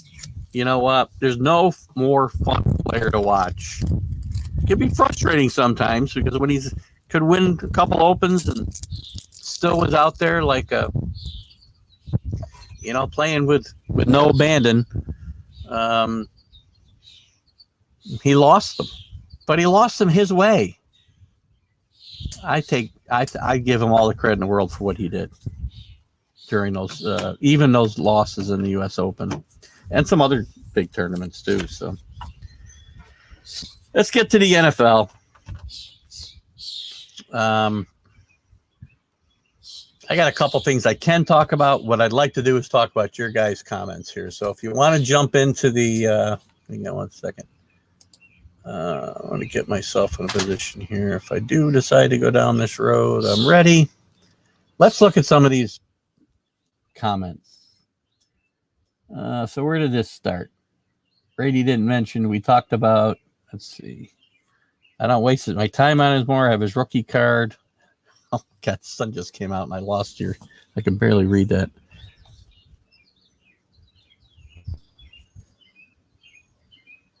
You love him. He's a rookie card. Don't waste his time on him anymore. Greatest player in NFL history. Greatest winner in NFL history. We don't waste time on him anymore.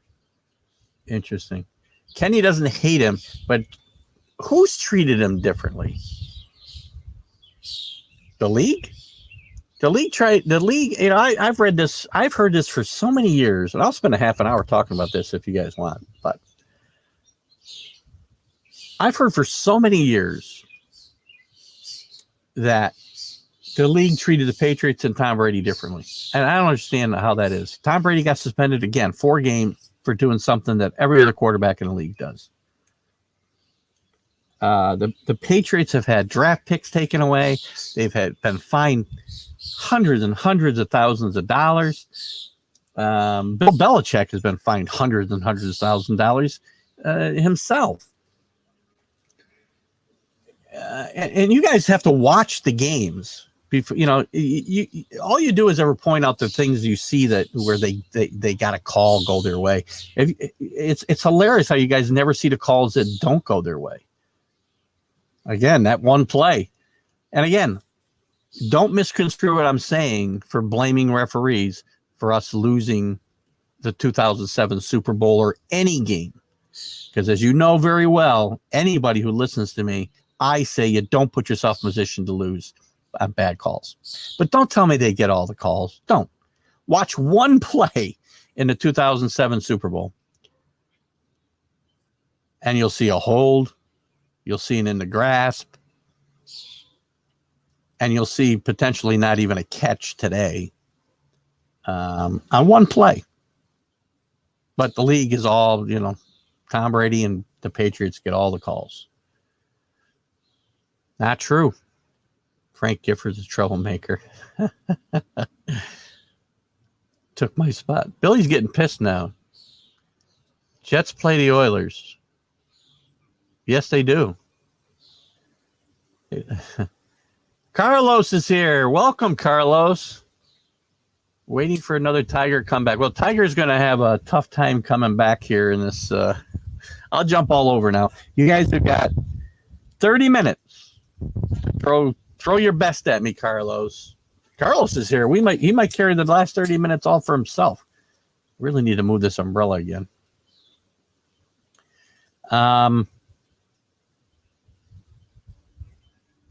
Where was I? I don't think Tiger's making much of a run today from his wheelchair. Sorry, it's probably a little cold.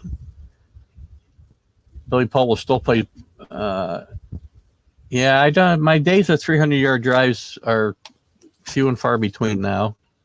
I won't even have Kenny. I don't even know if I'm going to have played by June 12th, but I do promise you I will get to the range a couple times. Brady benefited from the Patriots' cheating ways. So let me ask you, because the Patriots were the only team ever caught, the only team ever revealed to have cheated. So you think the Patriots were the only ones cheating during this entire time? And by the way, all the cheating, I want you to name the cheating scandals, by the way. Which ones mattered? The sign stealing and tape filming the signals? Okay. Every team was doing it, but that's okay. Patriots got caught and got fined and were reprimanded. Letting the air out of the football? That's a Tom Brady thing, not a Patriot thing. And number two, why did it matter? Again, every team in the league was manipulating footballs. Well documented at the time. I don't see how any of these things that they have been, again, should they have done them? No, it pisses me off. They're good enough. They didn't need to do them. They did not need to do them, by the way. Tuck rule was a rule. That's not cheating, Bill. That lose. Paralympics. Oh, Jesus. Hope that didn't sound terrible on you guys. I just hit my headphone on the microphone. Carlos, you're killing me. You're going to get me kicked off. The tuck rule started it all. How is that cheating? Guys, amazing. You guys are so predictable. So predictable you start the tuck rule. Good morning, Mark Robert Shaw, by the way. Mark, you're invited to BJ's when we go. I'll include you. I got to put you on my list of people included in the group messaging so we can figure out a time to do it. But the tuck rule was a rule. I don't care that's not a rule anymore. It was, and I didn't even know it was a rule then, and neither did anybody else except the referees and maybe Bill Belichick. But that's cheating? Or are we talking about the referees gave them a break by calling the rule, by enforcing a rule that was in the book? Not really sure. Stealing the opponent's playbooks. When did that happen, Bill? That's not a scandal that I'm aware of. There was a rumor that they taped the Rams walkthrough before the Super Bowl in 2001, and guess what happened? The newspaper had to retract the story because it wasn't true. So now that's funny. Set up the hotel fire alarm. Can't take you guys seriously. Spygate's the only one I'll give you, and guess what? All the other teams were doing it too. Coleman refereeing about again. Show me some tape, Bill. You showed me one play over 20 years. Patriots just looked bad because it was back to back.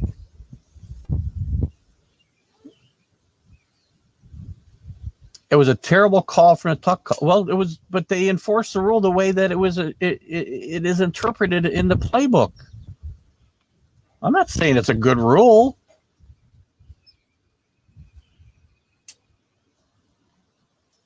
Oh, no cheating, the call. Well, at least thank you for clarifying, at least, Mark. But the call's right too. In retrospect, the rule's in the book. Why can't it be called? It was a sloppy game.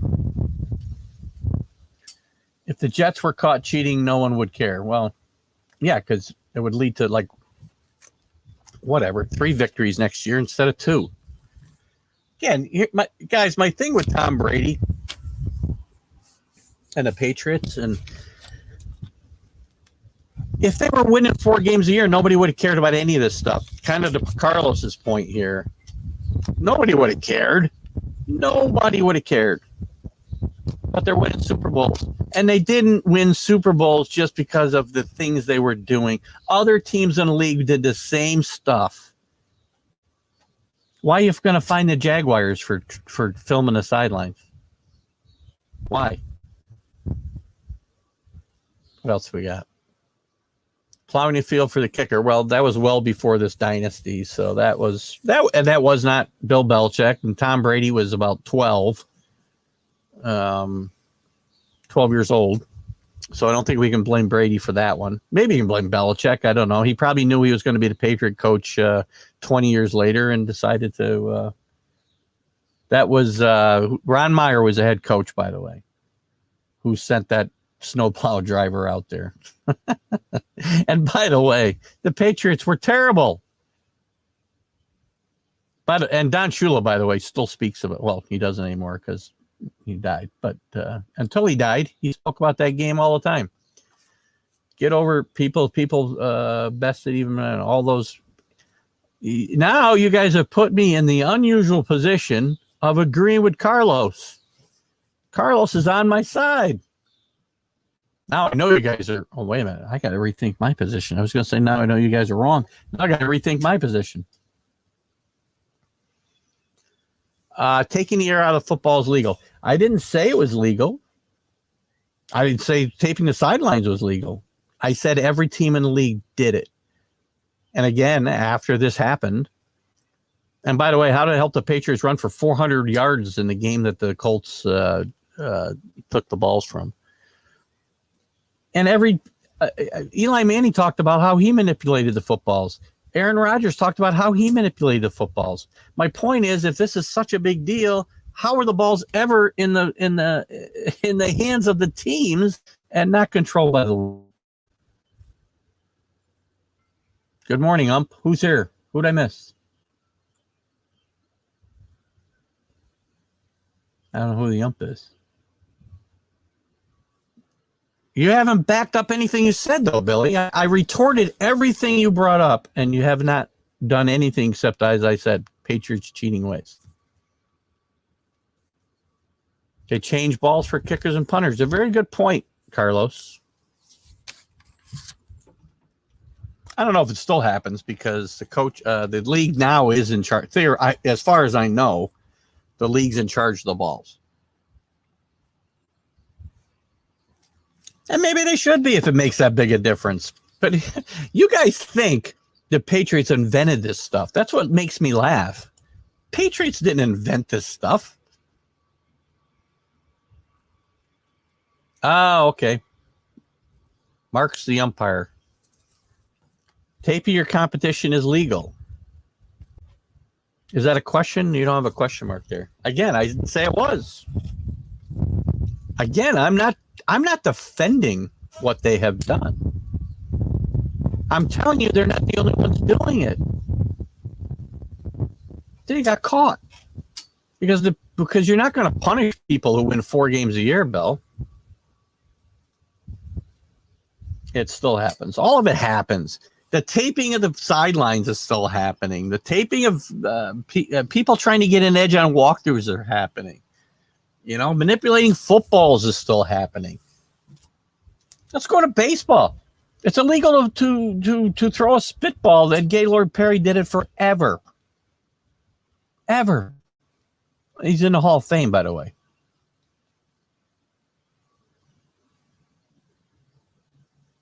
Because they got caught. I just said they got caught. You're telling me that it matters. My point is not whether it was legal or not legal. You're telling me they only won championships because of what they did. And I'm telling you, every team was doing it. Right? Think about steroids. How do you judge Mark McGuire and Barry Bonds against anybody else when you don't know who else was doing it except the guys that were caught? I'm not saying they should be in the Hall of Fame, but probably three-quarters of the league was doing it. So when the whole league's doing the same stuff the Patriots are doing, because Roger Goodell was on a witch hunt for the you're not backing up your argument, Billy. When I'm saying to you, I'm not saying what they did shouldn't have been done. I'm saying they're the ones that got caught. And again, you're backing up my argument that the league looks out for the Patriots and Tom Brady when Tom Brady's the only one suspended for doing things that all these other quarterbacks said they did. Did Aaron Rodgers get suspended?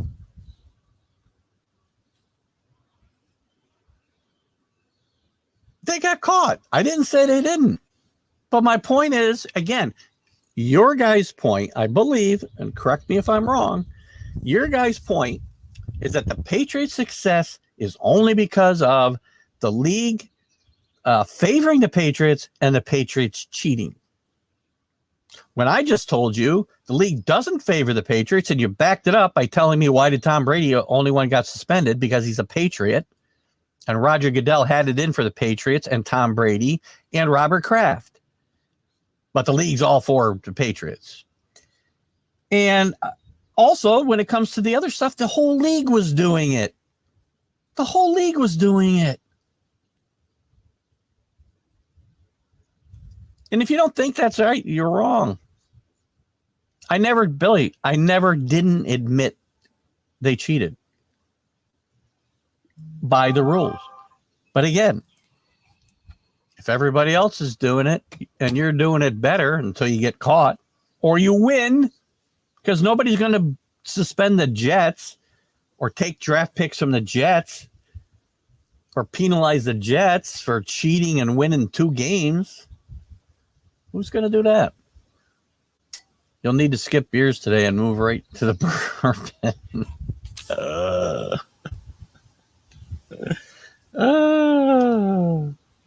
Yeah, we'll have some beers. Where's Carlos? Carlos is my boy here today. That Balco list was longer than the panel that testified. Well, that's for sure. If you take the Super Bowls away, if you take 3 Super Bowls away, Brady's still got another Super Bowl win too. Well, no, they're going to say it's all related, Carlos. And that's okay. You guys are entitled to your opinions. I can tell you they're wrong. In my point of view. Is my point of view skewed by being a Patriot fan? Probably. You know. But Tom Brady, other than, by the way, the Deflategate, which was stupid. Just stupid. And if you don't think it was stupid, it's just because you hate Tom Brady. What has Tom Brady done? Tom Brady, by the way, here's another reason I'll tell you. You said the Patriot, he profited or benefited from the Patriots' cheating ways. And I'll tell you that he also benefited because he gave back to the team. Let's compare him to Rick Sherlock's favorite player. I say that sarcastically, Rick.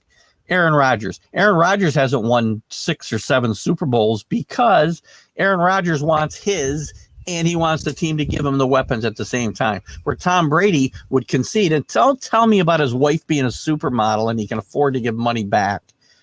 And Tom Brady probably got all his money over the course of years, but he restructured his contract year after year after year after year so the Patriots could improve the players around him.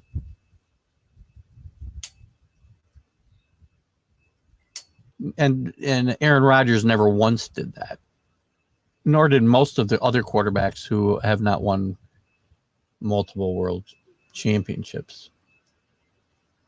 Brady would trade 2 Super Bowls rings for an undefeated season. I did hear him say that.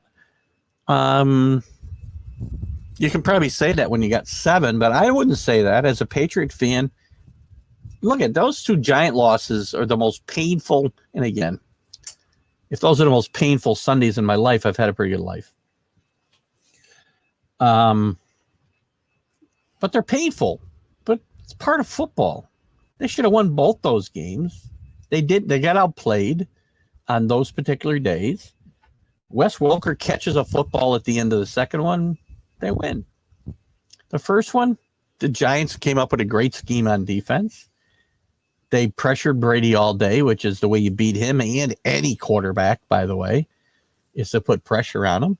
And I take nothing away from the Giants. I never have. See, that's what's funny. And maybe you'll probably say I do it. I can do it because I've got other Super Bowls to fall back on. But if you don't think those two hurt, they do.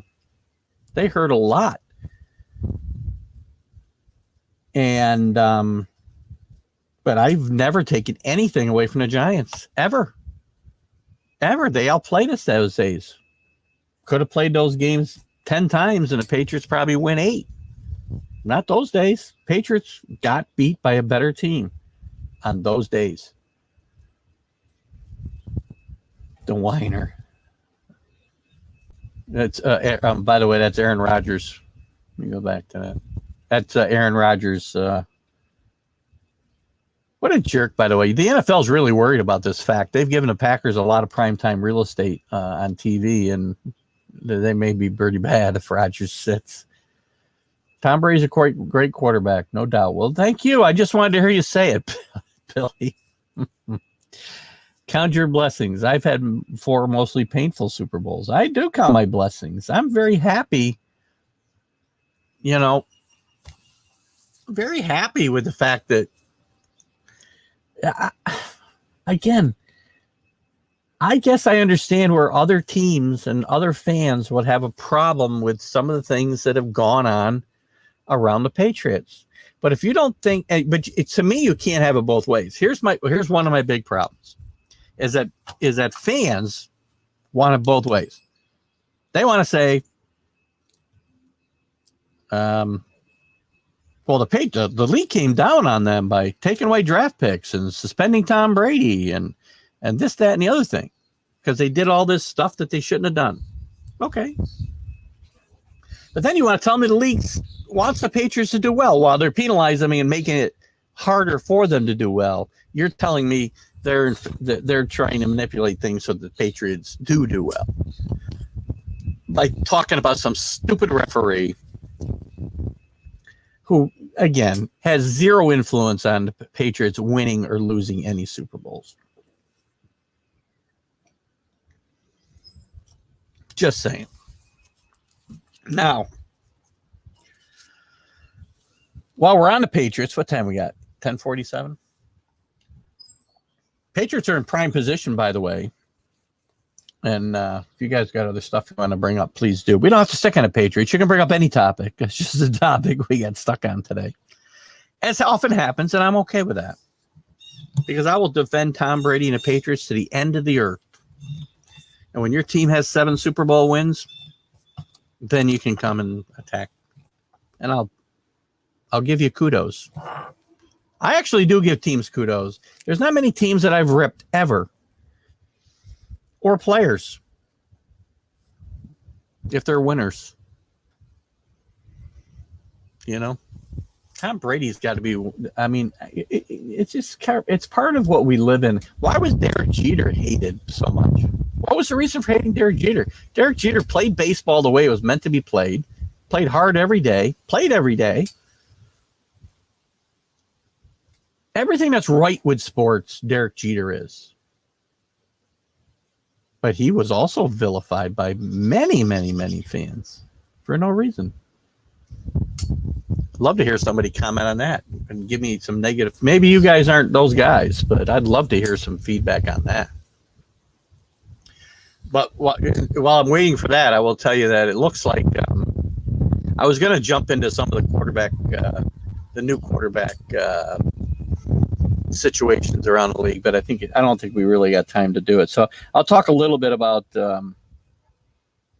Julio Jones. A lot of rumors that the Falcons are ready to move on from Julio Jones. He's had some injury issues. His production isn't what it was, and his cap number is too much for them. I think it's $15 million. 16-1. Thank you, Mr. Tyree. You know what? I agree, Mark. God bless David Tyree, but David Tyree didn't win that game for the Giants, just to be clear. The Giants pass rush won that game for them. And they had a great game plan. That day they were a much better team than the Patriots and deserved to win the game.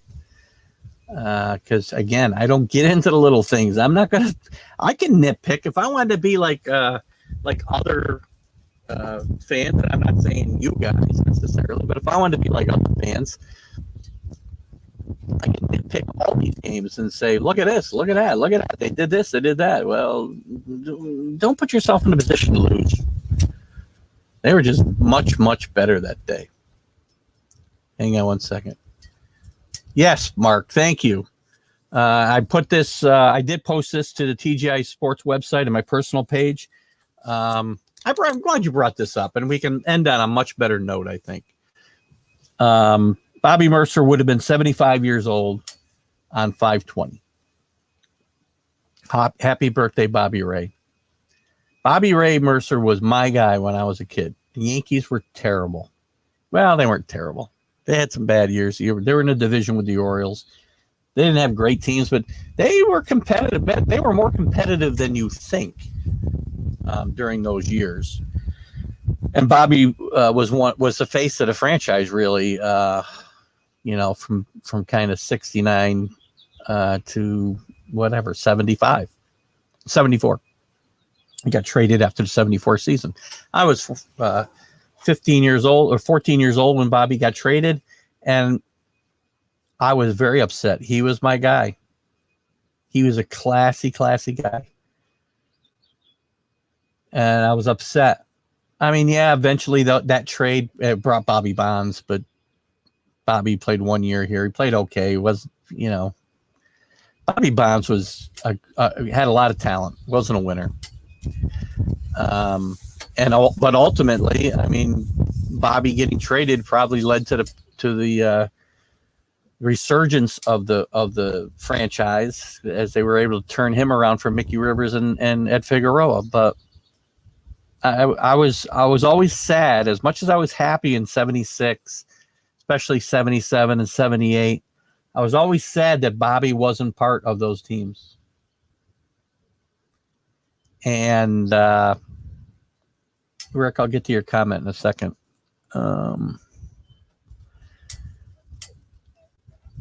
But Bobby was my guy, and he was one of those guys. So Bobby came back to the Yankees, as you might know, in 79, and actually just before the tragic death of Thurman Munson, and had one of the most memorable games ever, the night of Thurman's funeral, when the Yankees came back from a 2-0 deficit, and Bobby drove in all 5 runs instead of 5-2 victory. And after giving one of the eulogies at one of his best friends, Thurman Munson's funeral, and then Bobby got to play in a World Series finally in 81. He didn't play much because he was on the downside of his career, but the Yankees took care of him. They gave him a front office position. They moved him into the broadcast booth, and Bobby Mercer, from 80, whatever, he retired in 83 maybe. Actually, Bobby Mercer also retired to make room for Don Mattingly, if you didn't know. George came in and told him what he wanted to do, and Bobby knew that his time was running out. They'd offer him another job, but he stepped aside, and they brought up Don Mattingly, and we all know what happened there. But Bobby became, well, he wasn't maybe, one of the best baseball broadcasters ever. He was enjoyable to listen to.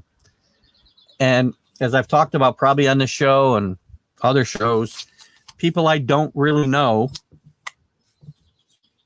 I have struck up I have this rating system of whether I'd like to have a beer with them.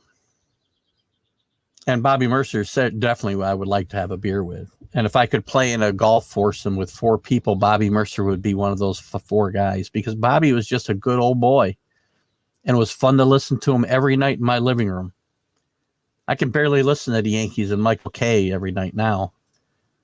It's interminable to listen to those guys rattle on. The only guy I like in the whole Yankee announcing staff is Ken Singleton, who wasn't even a Yankee. But Bobby was a special guy. And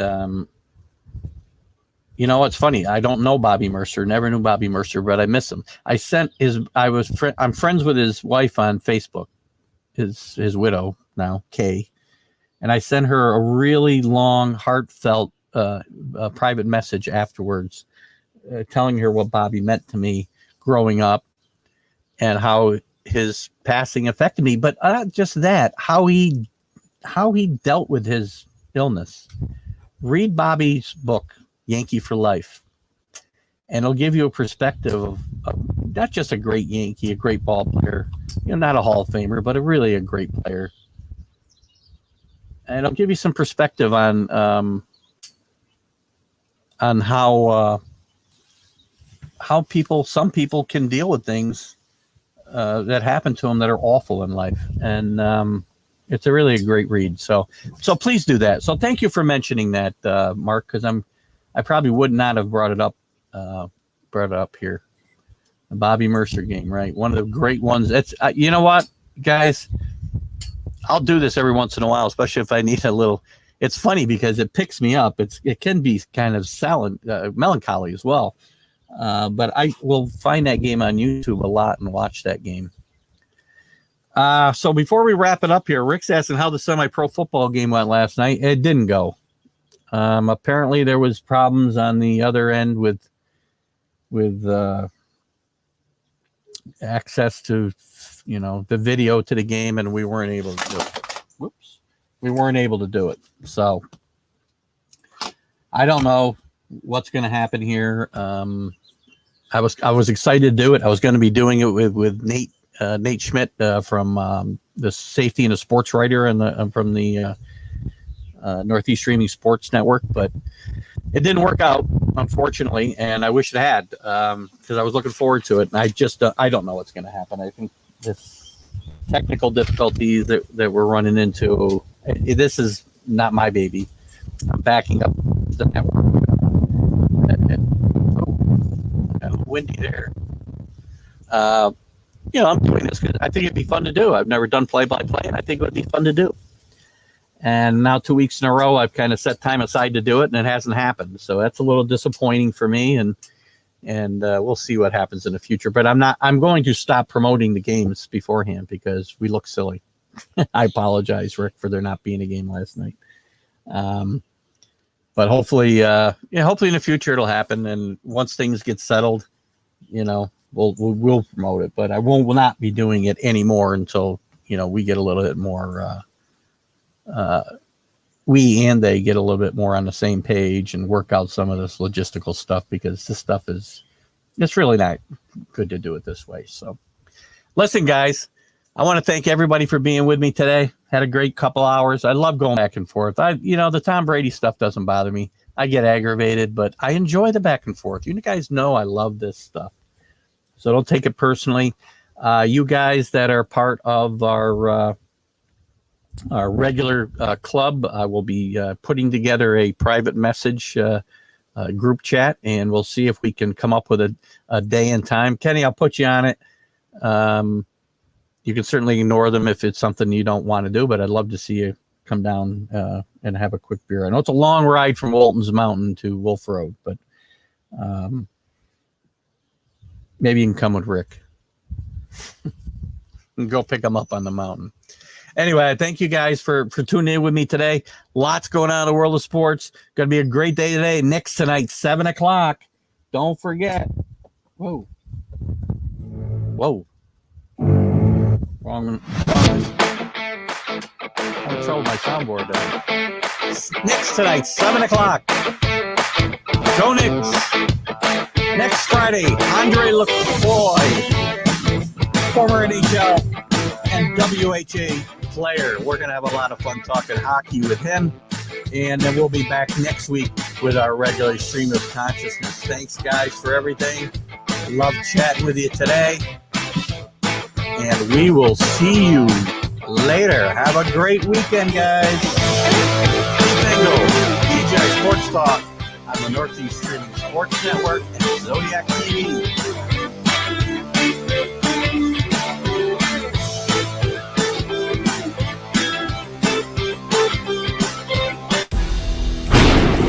I mean, you can see right now, without LeBron, Lakers are struggling. Let me tell you about a team I hate, all right? I know the Dallas Cowboy fan is here, so I had to make sure he knew how much I hate this Oh, I'm team. ready. I've often said that the people who run baseball, they try very hard to ruin it. I'm from Brooklyn. I don't have a problem saying it to his face. Oh, I'm from Brooklyn. Hey, you guys any